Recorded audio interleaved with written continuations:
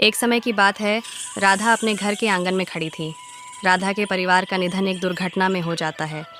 राधा अब अकेली रहने लगी। कुछ देर बाद राधा पानी पीने नदी के किनारे गई। तभी वहाँ गांव का एक व्यक्ति रामलाल आया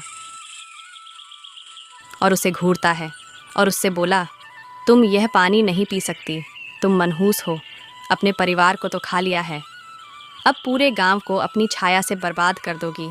तभी राधा बोली, रामलाल, मेरे परिवार की मौत एक दुर्घटना में हुई थी, इसमें मेरा क्या दोष, मैं भी इस गांव की हूँ, मेरा पूरा हक है पानी पीने का। तभी रामलाल बोला, मैं तुम्हें किसी भी कीमत पर पानी नहीं पीने दूंगा। राधा बोली, अगर ऐसी बात है तो मैं ज़मींदार के पास जाऊंगी। और राधा गुस्सा होकर वहाँ से चली गई। राधा ज़मींदार की हवेली जाकर ज़मींदार से बोलती है, ज़मींदार साहब, मुझे आपके गांव में पानी लेने से मना कर रहे हैं, ये कैसा अन्याय है। ज़मींदार बोला, गांव वाले वही करते हैं जो मैं उन्हें बोलता हूँ। मैं भी ये मानता हूँ कि तुम मनहूस हो, इसीलिए तुम्हें तालाब का पानी नहीं पी सकती। राधा बोली, लेकिन मेरे घर का पानी बंद हो गया है।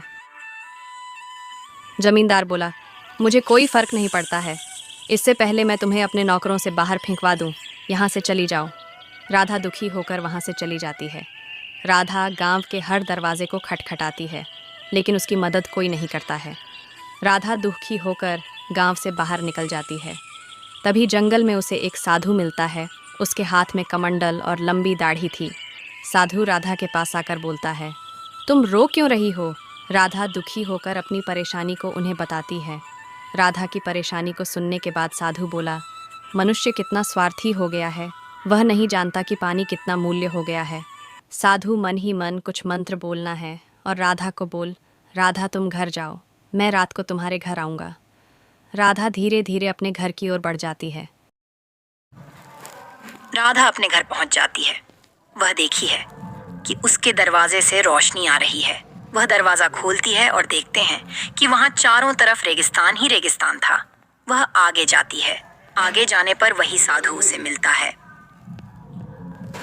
फिर साधु उसे आगे ले जाता है और उसे एक तालाब के पास ले जाता है और उसे बोला, राधा, अब तुम तुम्हारी प्यास बुझा लो। राधा तालाब में से पानी पी लेती है।